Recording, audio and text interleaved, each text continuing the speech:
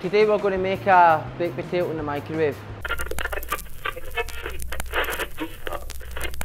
So all we need to make our baked potato in the microwave is obviously a potato, a wee bit of salt, some olive oil. First of all, I'm going to pierce about 4 or 5 times each side, pierce holes in the potato, because that lets it cook a lot better. So once I've done that, I'm going to put a wee bit of salt over it, a wee bit of olive oil, then I'm going to pop it in the microwave for about 5 minutes, full power. 5 minutes later. That's a potato been in for 5 minutes. I'm going to take it out, I'm going to flip it, and I'm going to put it in for a further 3 minutes. A few minutes later.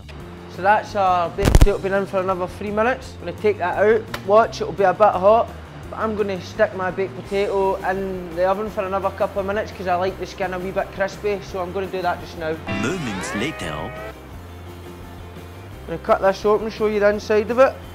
So that's our baked potato, absolutely perfect, and watch out for some more videos because we're going to show you some different fillings to go with it.